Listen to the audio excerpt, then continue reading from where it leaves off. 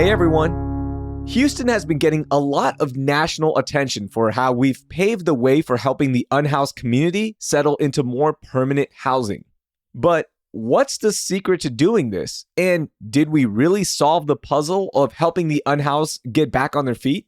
Here to tell us more about it and about a huge new investment that will help even more in the unhoused community is the CEO of the Coalition for the Homeless in Houston, Mike Nichols. It's Thursday, August 31st, 2023. I'm Raheel Ramzanali, and here's what Houston's talking about. Hey, Michael, welcome into CityCast Houston. How are you doing this morning? I'm doing very well. It's a hot morning in Houston, and when it's heat, a lot of people want to think about those individuals who are unfortunate to be experiencing homelessness and living on the streets or in temporary shelters where they have to be out during the heat of the day. And it really makes us think about a better way to do things. Yeah, absolutely. And this is where you come in and the Coalition for the Homeless in Houston and Harris County. Tell me, what exactly do y'all do? The Coalition for the Homeless of Houston and Harris County is a nonprofit. And we are the lead agency for the homeless response system. And our main job is twofold, is to build resources, to build capacity to house people experiencing homelessness. And the second thing is to build collaboration between governments, funders, adjacent systems like the justice system or the foster care system or the educational system, and especially collaboration among the more than 100 nonprofits who are working to make homelessness rare, brief, and non-reoccurring. Wow. And we have a philosophy and an action point and a mission, which is to house people experiencing homelessness. Our philosophy is that when you house people in permanent housing, they will almost always, more than 90%, be able to move forward with their lives, be able to overcome substance issues as well as mental health issues, be able to build their income. And when we say house people in permanent housing, it's a term of art that is, if you think about it, it's like a tripod. It's a real unit, not a tiny home, not a temporary shelter, not a transitional facility. It is a real home. We normally an apartment with a lock and a key and a air conditioning and heating and a roof and a kitchen and a bedroom and a bathroom. So once someone's over the trauma of homelessness, they can move forward and stay in this place. Wow. Secondly, it is funding for that unit because people coming out of homelessness obviously don't have the funds or the resources to have such a lease. And third, it is funding for service providers to provide professional case management to help these individuals move forward in their lives. With that tripod, services, subsidy, and a real unit, our data shows that more than 85% of these individuals, and right now it's running to 90%, stay in that housing, stay out of the homeless response system, and begin to move forward their lives. Raheel, what's so interesting about that is that's not taking the people who are going to be successful. When we house people, we do a vulnerability assessment, and we house people based on their vulnerability, which is most easily described as most likely to die. And even when we house people based on vulnerability, the success rate is tremendous. Wow, that is great. And one of the great things about what's happening with the coalition is that you're part of a bigger project, a collaborative called The Way Home. Absolutely. And recently, The Way Home was gifted $15 million in the endowment fund, 10 of which went to the coalition. Tell me about this endowment and what this money is going to do as we fight the future of homelessness here in the city of Houston. The Way Home was formed bringing in all these service providers, bringing in philanthropists, bringing in government with this foundation of housing people experiencing homelessness. And the Houston Endowment was right there with us because they understood the importance of system funding. It's individuals want to give, and it's fair, to organizations that give money or services directly to people who are in pain or have problems. The Houston Endowment has a bigger vision of saying, how can we use our funding to leverage more funding, especially government funding, And from the very beginning, they began to work with us to leverage that funding, to build capacity, to build collaboration. And this $15 million grant, 10 of which to us, 3 to Search, which is one of our great service providers, and 2 to U.S. Vets, which is another terrific service provider for veterans. What that will do is, again, there are 100 organizations, but we will use that funding to build that capacity for these other 100 agencies. We will use that funding to build the system. We'll still have to raise money to fund our own operations. The other agencies will still need to raise money to fund their operations. However, what this gives us is that foundation on which to grow.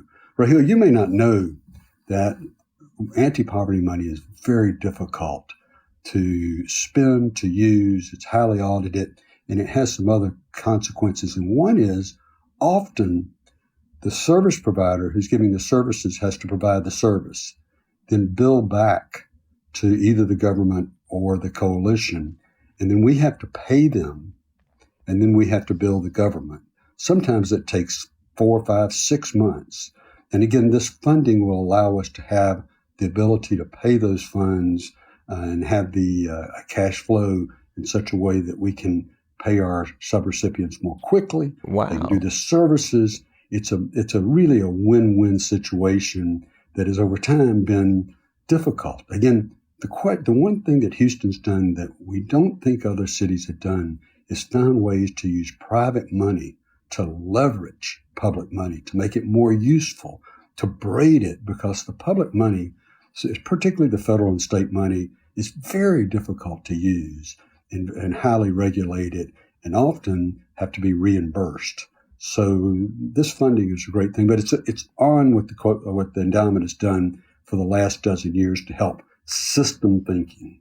That's great. That's great. And that system thinking, how has that worked in lowering the number of unhoused people and change our city? Like, have we done a good job of lowering that rate? First of all, I want to make it clear. One person experiencing homelessness is too many. So let's just start with that. Yeah. However, since 2012, more than 28,000 individuals have been housed in permanent housing. That's remarkable.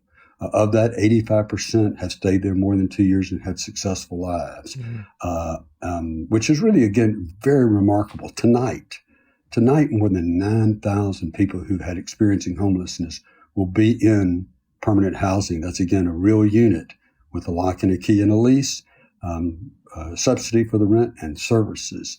And it's the remarkable number is we have reduced homelessness by 61%. This year, we were one of the few cities in the country to reduce homelessness as a total.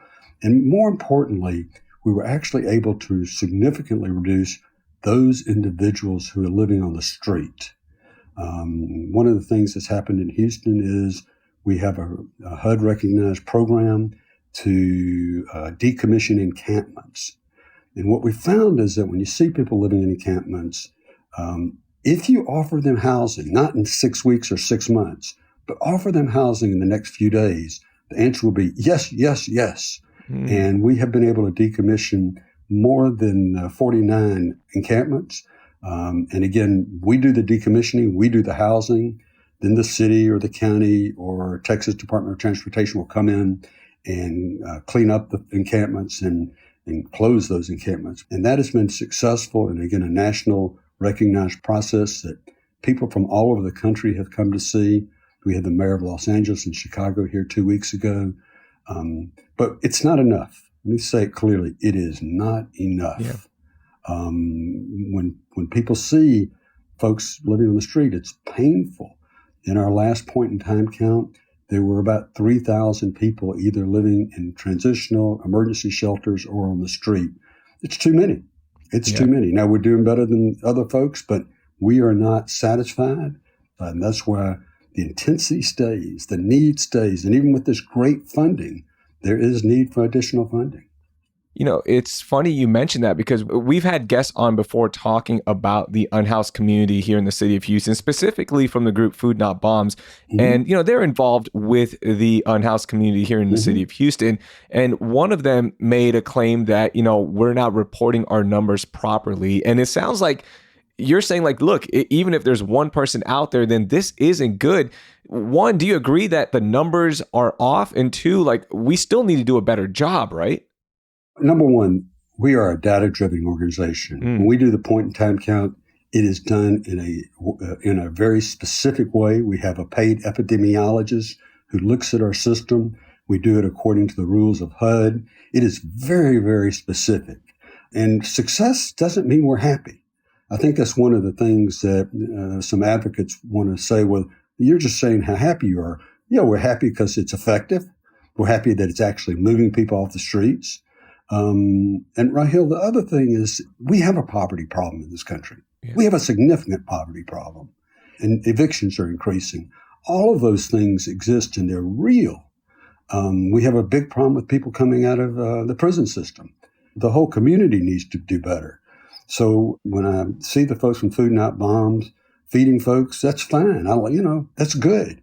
But that's not saying that our numbers are incorrect. And I'll say it again, they're proven by HUD, they're approved by epidemiologists. We have a very robust homeless management information system. We are a very data-driven organization. That is awesome to hear.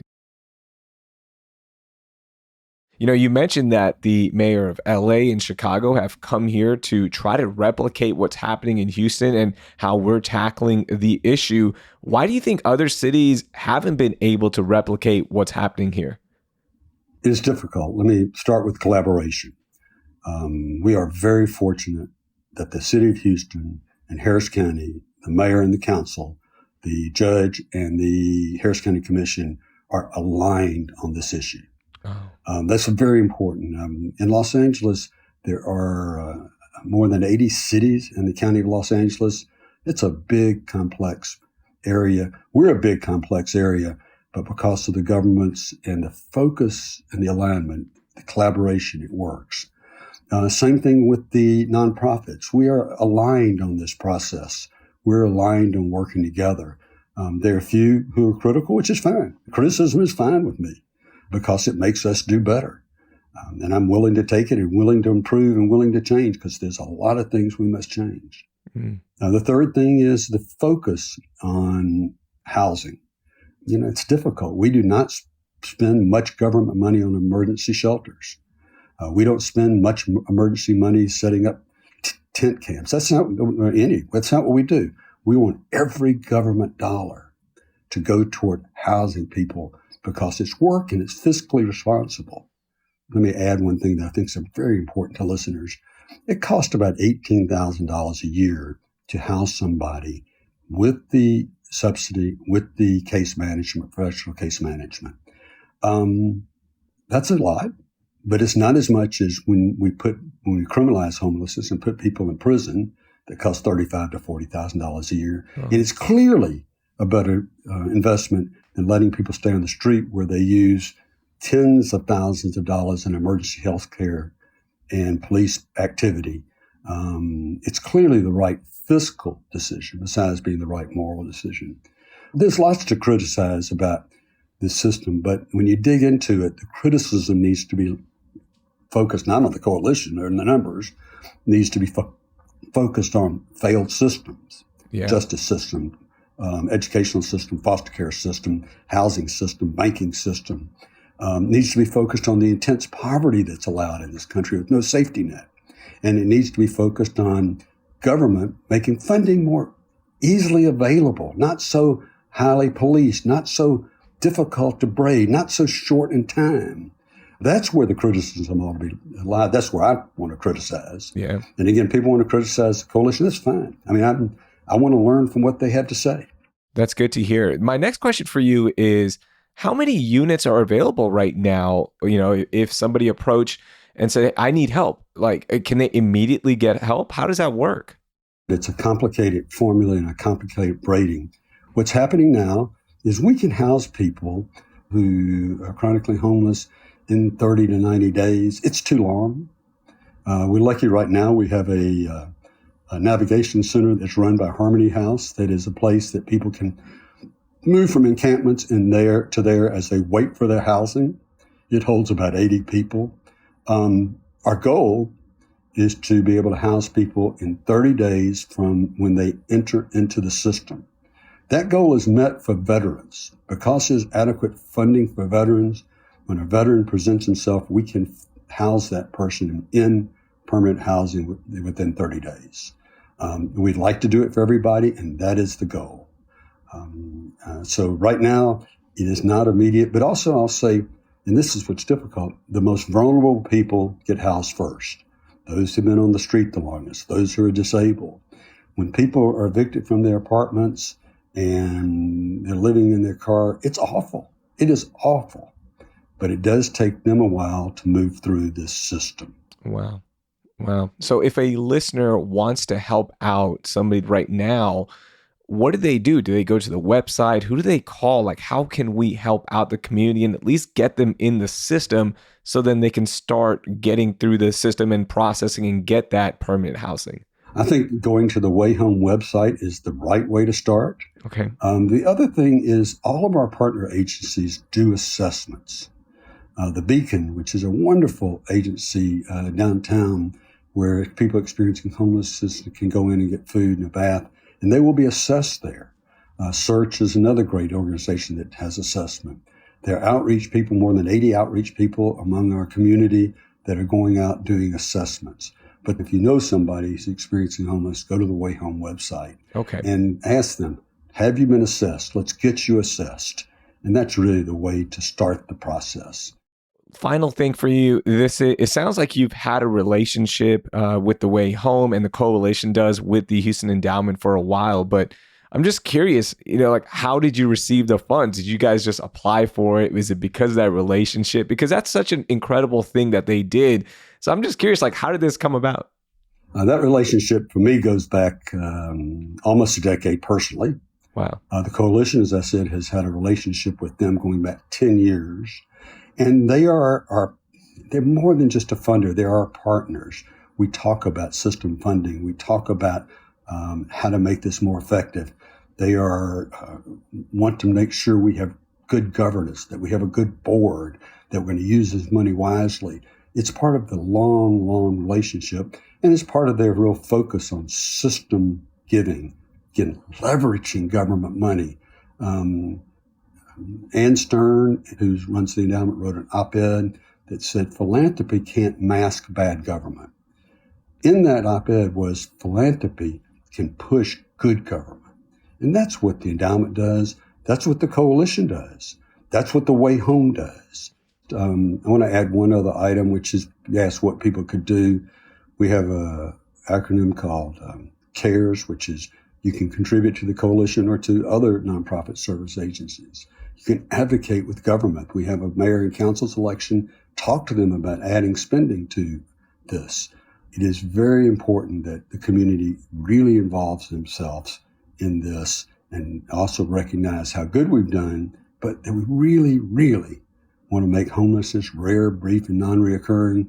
And then our vision is that everyone has a safe place to call home. And that's possible. Michael, thank you so much for joining us. Thank you so much for being so open and honest with your answers. We appreciate all the hard work that you and the entire coalition are doing right now to help solve such an important issue in the city of Houston. So thank you again.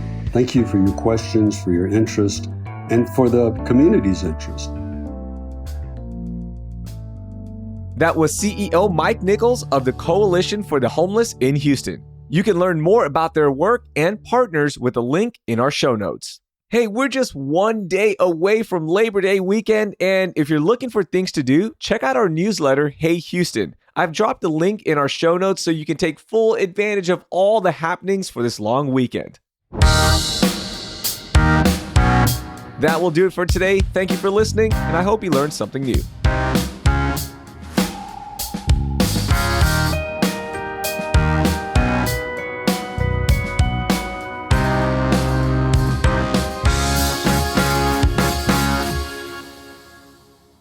Here's a second take with more energy.